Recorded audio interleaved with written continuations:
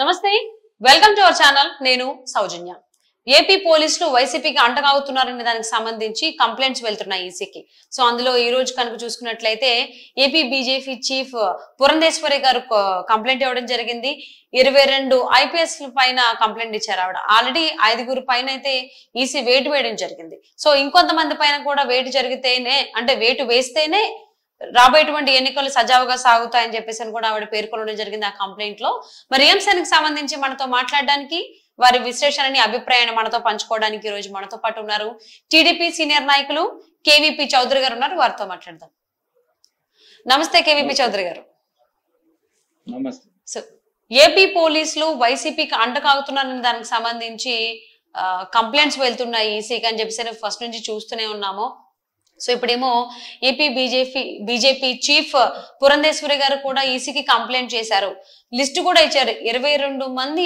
ఐపీఎస్లు వైసీపీకి అంటకాగుతున్నారు వీళ్ళని కనుక బదిలీ గాని వేటు గాని వేయకపోతే రాబోయేటువంటి ఎన్నికలు సజావుగా జరగవు అనేటువంటిది ఆవిడ కంప్లైంట్ లో కూడా పేర్కొనడం జరిగింది దీన్ని ఏ విధంగా చూడాలి దీనిపైన మీ అభిప్రాయం ఏంటి గత 5 సంవత్సరాలుగా జగన్మోహన్ రెడ్డి ఎప్పుడైతే అధికారం చేపట్టాడో ఇప్పుడు క్యాస్ట్ బేస్ మీద పోలీసు యంత్రాంగాన్ని మార్చి క్యాస్ట్ బేస్ మీద ఉద్యోగాలు మరి ప్రాధాన్యత కలిగిన పోస్టింగ్లు ఇచ్చి వాళ్ళకి మళ్ళీ పోస్టింగ్లు ఇయటమే కాకుండా వాళ్ళకి డబ్బు ఇచ్చి తనకి కనుసన్నల్లో నడిచే విధంగా తన చెప్పిన కార్యక్రమాలు తన పార్టీ వారిని కాకుండా మరి ప్రతిపక్షాలని అణచడమే ధ్యేయంగా వ్యవస్థలను నాశనం చేయటమే ధ్యేయంగా పని చేయించుకోవటం వలన కౌంచుకోవటానికి మనం 5 సంవత్సరాలు చూస్తున్నాం ఈ 5 సంవత్సరాలు తెలుగుదేశం పార్టీ కూడా దాని మీద మరి అవిశ్రాంతిగా పోరాటం చేయడం జరిగింది అయితే విరామం లేకుండా కానీ మా మీద కూడా దాదాపు 10,000 మంది కార్యకర్తల మీద మరి అక్రమ కేసులు బనాయించి అక్రమ రిమాండ్ చేయటం కూడా జరిగింది అందుగురించే దీంట్లో ఏమైందంటే ఏదైతే మన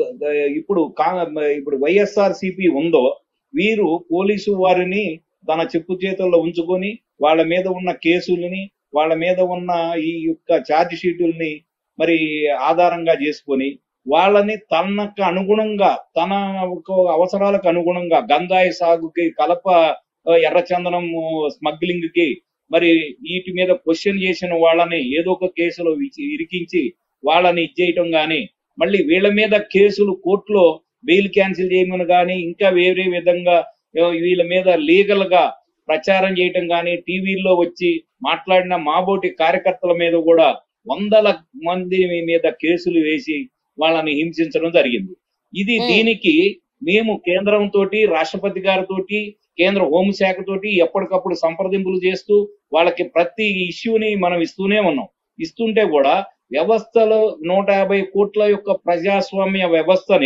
వ్యవస్థలన్నీ నిలబెట్టి వ్యవస్థలు సక్రంగా పనిచేస్తేనే ఇక్కడ దేశంలో శాంతి భద్రతలు ఉన్నాయి లేదంటే అరాచక శక్తులు విజృంభించి దేశంలో యువతను పెడదావ పట్టించే అవకాశం ఉంది ఇప్పుడు ఇట్లానే ఇప్పుడు మీరు మొన్న చూడండి జర్మనీ నుంచి ఈ డ్రగ్స్ రవాణా అవుతుంటే ఈ ఎక్కడికి పోతాయి ఏందనేది వాళ్ళు ఒక నజరు పెట్టి అయ్యి విశాఖపట్నం వాళ్ళ ల్యాండ్ కాగానే దాన్ని రిసీవ్ చేసుకొని అక్కడ ఎవరు తెప్పించారు ఏందనే కేసు కట్టారనమాట ఈ జర్మనీ నుంచి ఎవరైతే అధికారులు పట్టుకున్నారో అది బ్రెజిల్ నుంచి వచ్చినాయి బ్రెజిల్ నుంచి జర్మనీ మీదుగా విశాఖపట్నం వచ్చినాయి అట్లానే గంజాయి సాగు రవాణాని ఇప్పుడు ఈ యొక్క అరకు ఈ నరసాపురం ఈ అడవులు పటవీ ప్రాంతాలు ఉన్న ఏరియాల్లో మరి దగ్గరకు ఉన్న ఏరియాలో సాగు చేయించి ఎక్స్పోర్ట్ చేయటం మరి తెలంగాణలో గాని ఆంధ్రాలో గాని పట్టుబడిందంతా మరి ఈ వైఎస్ఆర్ కార్యకర్తల చేత అఫీషియల్ గా సాగు చేయించింది అట్లా కాకుండా ఈ ఒరిస్సా ప్రభుత్వం కూడా పట్టుకుంటే మరి జగన్మోహన్ రెడ్డి డైరెక్ట్ గా మరి ఒరిస్సా వెళ్ళి ముఖ్యమంత్రితో మాట్లాడి ఆ యొక్క వ్యక్తులని మరి రిలీజ్ చేసుకోవడం ఇక్కడ కనుక మనం ఏపీ పోలీసుల గురించి కనుక మనం మాట్లాడుకున్నట్లయితే ఇంతకు ముందు కూడా అంటే నిన్ననో మొన్ననో 5 ఐపీఎస్ల పైన కూడా అలాగే ఐఏఎస్ల పైన కూడా వేటు పడడం జరిగింది సో ఎందుకు అనేది మనం చూసాం ప్రధాని మోదీ అలాగే చంద్రబాబు పవన్ కళ్యాణ్ పాల్గొన్నటువంటి సభకు సంబంధించి అక్కడ తొక్కిసలాట జరగడం కొన్ని సెక్యూరిటీకి సంబంధించి రీజన్స్ వల్ల అక్కడ చాలా మంది నాయకులు ఇబ్బందులు ఎదుర్కొన్నారు ముఖ్యంగా మోదీ గారు కూడా ఇబ్బందులు ఎదుర్కొన్నారు అనేది మనం చూసాము సో ఎవరైతే అవును, ఎవరైతే బాధ్యత రాహిత్యంగా వ్యవహరించారో, పోలీసులు విధులు సరిగ్గా నిర్వహించలేదో వారి పైన వేట్లు పడ్డాయి 5గురికి సంబంధించి. 6గురు కూడా అంటున్నారు. సో 5-6 పక్కన పెట్టేస్తే ఎవరైతే 5గురు ఉన్నారో వాళ్ళని కాకుండా ఇంకొంతమందిని కూడా పురంధేశ్వరి గారు యాడ్ చేయడం జరిగింది. సో వీళ్ళపైన కూడా వేటు తీసుకోమని అంటే ఈసీ లేదు. గత 5 సంవత్సరాల నుంచి పోలీసు వ్యవస్థని దారుణంగా నాశనం చేశారు. దీన్ని ఏమంటారంటే మీరు చెప్పే ఈ క్లాజెస్ అన్ని రూల్ ఆఫ్ లా అంటారు. రూల్ ఆఫ్ లా అంటే చట్టం ముందు అన్ని పార్టీల వాళ్ళు ఒకటేనని, మరి చట్ట వ్యతిరేకులని అలా చర్యలు తీసుకోవడానికే ఈ ఐఏఎస్ ఐపీఎస్ పోలీసు యంత్రాంగం పనిచేయాలి గాని ఒక పార్టీకో ఒక వ్యక్తి కోసమో పని చేయకూడదు అనేది మన రాజ్యాంగం చెప్తుంది. ఈ రాజ్యాంగం చెప్పేదాన్ని స్టేట్ గవర్నమెంట్లు ఈ రూల్ ఆఫ్ లా అమలు చేయాల్సిన బాధ్యత కేంద్ర హోంశాఖ మీద ఉంది. ఎప్పుడైతే రూల్ ఆఫ్ లా వీళ్ళు తప్పి వీళ్ళు సొంత మనుషులకి, సొంత వ్యాపారాలకి, సొంత పగలకి, ప్రతీకారాలకి వ్యవస్థను దుర్వినియోగం చేస్తున్నారో అప్పుడు కేంద్రం ఇంటర్ఫీల్ అయ్యి గవర్నర్ పరిపాలన, రాష్ట్రపతి పరిపాలన పెట్టి కూడా దీన్ని సరి చేయాల్సిన అవసరం ఉండే. అందు గురించి ఏంటంటే గత 5 సంవత్సరాలు నరేంద్ర మోడీ గారు కూడా చూసి చూడనట్టుగా జగన్మోహన్ రెడ్డి ఏదైతే చేస్తున్నాడో పనులన్నిటికీ సహకరించడం వలన ఇప్పుడు ఈ పొత్తు కూడా లాస్ట్ మినిట్ వరకు చేరలేదు. ఈ రోజున ఎలక్షన్ సజావుగా జరగాలి అని అంటే ఈ ఐఏఎస్ ఐపీఎస్లు వాళ్ళు మరి నిస్వార్థంగా, పార్షియాలిటీ లేకుండా, నీతి నిజాయితీగా ఎలక్షన్ ప్రక్రియని, దేశ వ్యవస్థల ఎలక్షన్ ప్రక్రియ మీద మనకి నమ్మకం కలిగే విధంగా, ప్రజలకి నమ్మకం కలిగే విధంగా మీరు పని చేయాలి అని అంటే మరి పోలీసు వ్యవస్థ సక్రమంగా పనిచేయాలి. దీన్ని పనిచేయాల్సిన బాధ్యత కేంద్ర హోంశాఖ మీద ఉంది, రాష్ట్రపతి గారి మీద ఉంది. రాష్ట్రపతి గారి కనుసన్నల్లో పనిచేసే హోంశాఖ దీన్ని ఇన్ని రోజులు నజరందాన చేయటం వలన మరి ఏదైతే తన మాటలకి, తన అడుగులకి మడుగులు వస్తే వారిని వేసుకొని వాళ్ళ యొక్క పవర్స్ ని కూడా డిఫ్యూజ్ చేసి ప్రధానమంత్రి ఇన్ని చేసిన వలన గత 5 సంవత్సరాల నుంచి కేంద్ర ప్రభుత్వం మీద మేము పోరాటం చేస్తూనే ఉన్నాం, వాళ్ళకి రిప్రజెంట్ చేస్తూనే ఉన్నాం.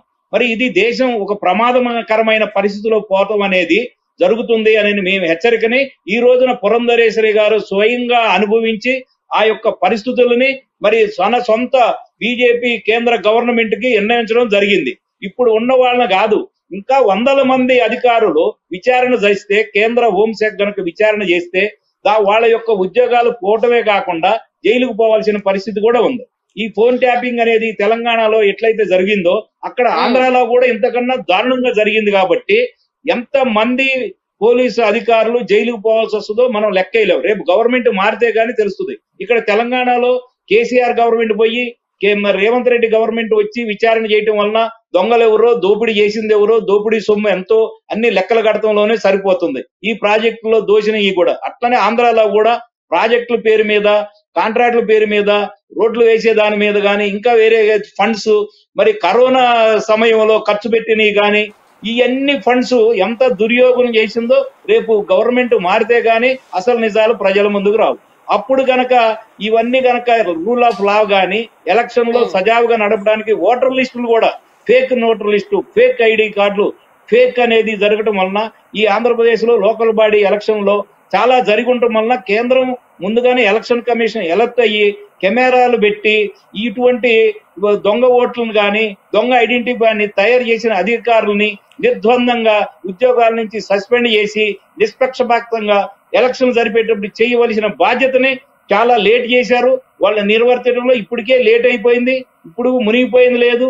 ఇప్పుడు ఉండ ఓట్లలో కూడా దొంగ ఓట్లు తీసేసి నిజాయితీ కలిగిన ఎవరైతే ఆఫీసర్లతోటి నిజాయితీగా ఎలక్షన్ జరిపించవలసిన బాధ్యత కేంద్ర ప్రభుత్వం మీద. ఇప్పుడు పురంధరేశ్వర గారు కూడా అదే చెప్తున్నారు. వారికి ఫీల్డ్ లో ఎదురయ్యింది. మరి మేము ప్రతిపక్షంగా చెప్పామనుకుంటే ఇప్పుడు మాతోటి ఎలియన్స్ పెట్టుకున్న బీజేపీ పార్టీ కూడా ఈ రకమైన ఫేస్ చేస్తుంది. లోకల్ బాడీ ఎలక్షన్ లో నామినేషన్ వేసిన బీజేపీ లీడర్ ని తిరుపతిలో చెయ్యి నరికేశారు. ఇంతవరకు వాళ్ళ మీద చర్యలు లేవు. అట్లానే బీజేపీ వాళ్ళను కూడా నామినేషన్ లేకుండా అడ్డుకున్న సందర్భాలు ఉన్నాయి. దొంగ ఓట్లు వాళ్ళు కూడా ఫిర్యాదు చేశారు. ఇంతవరకు మరి వాళ్ళ ఫిర్యాదును కూడా ఇచ్చేయలేదు. అట్లానే ఎవరైనా రాష్ట్రంలో స్వేచ్ఛగా స్వతంత్రంగా తిరిగే అవకాశం ఉన్న మరి పవన్ కళ్యాణ్ గారు వైజాగ్ లో మరి కారు మీదకి ఎక్కకుండా, కారులో వెళ్లకుండా హోటల్లోనే 4 రోజులు నిర్బంధించారు. ఎవరు ఆయన? నరేంద్ర మోడీ గారికి అత్యంత సన్నిహితుడు అయినా మరి ప్రధాని నరేంద్ర మోడీ ఇప్పుడు అవినాష్ రెడ్డిని కానీ, వివేకానంద రెడ్డి హత్య కేసులో ఉన్న వీళ్ళని అరెస్ట్ చేయకుండా మరి సిబిఐ వాళ్ళ మీద ఎదురు కేసులు పెడితే స్టేట్ గవర్నమెంట్ మరి దాన్ని హోంశాఖ పర్సూ చేయకుండా, రాష్ట్రపతి గారు దాన్ని వివరణ కోరకుండా మరి ఇన్ని రోజులు ఉపేక్షించడం వలన ఈ పోలీస్ శాఖ అదుపు తప్పి గాడి తప్పి ఇప్పుడు మరి అసంఖ్యాకంగా ఏదైతే ఈ శక్తులకి పనిచేస్తున్నారు, అన్సోషల్ ఎలిమెంట్ కోసం పనిచేస్తున్నారు. ఇది పని చేయడం కూడా ఇచ్చేయాలి. వాళ్ళను కూడా బెదిరించి, వాళ్ళకి మభ్యపెట్టి, వాళ్ళకి లంచాలు ఇచ్చి ఇచ్చేట్టున్నారు. ఇప్పుడు ఈ ఎలక్షన్ కమిషన్ లో కూడా కొన్ని 100 కోట్లు చేతులు మారిని, 100 కోట్లు మరి ఇంటెలిజెన్స్ కానీ ఎలక్షన్ కమిషన్ కానీ డబ్బులు ఇచ్చి వాళ్ళకు అనుగుణంగా పని చేయించుకోవడానికి వీళ్ళు ట్రై చేశారనేది మనకి వస్తున్న ఇన్ఫర్మేషన్ బట్టి తెలుస్తుంది. ఇది కూడా అధికారులు కూడా నిజాయితీగా మేము అది కూడా కంప్లైంట్ చేసాం. నిజాయితీగా పని చేయించాల్సిన బాధ్యత కేంద్ర గవర్నమెంట్ మీద ఉంది. అదే ఏపీ బీజేపీ చీఫ్ పురంధేశ్వరి గారు కంప్లైంట్ ఇవ్వడం జరిగింది ఈసీకి. సో అందులో 22 మంది ఐఏఎస్ ని అయితే మార్చాలి, మారిస్తేనే రాబోయేటువంటి ఎన్నికలు సజావుగా జరుగుతాయని. ఆల్రెడీ 5 మీద అయితే వేటు పడింది, మార్చడం కూడా జరిగింది ఈసీ. మరి మిగిలిన వారిపై చర్యలు తీసుకుంటుందా లేదా ఈసీ అనేది చూద్దామండి. And thank you so much for spending your valuable time with KVP గారు. కొంతమంది మీద అయితే చర్యలు తీసుకున్నారు, కొంతమందిని ట్రాన్స్ఫర్ తోటి ఇచ్చేశారు, కొంతమందిని సస్పెండ్ చేయాల్సిన అవసరం కూడా ఉంది. ఇటువంటి గట్టి మెసేజ్ పంపిస్తేనే మనం ఎలక్షన్లు అనేది సజావుగా చేసుకోగలుగుతాం. థ్యాంక్ యూ అండి. Thank you.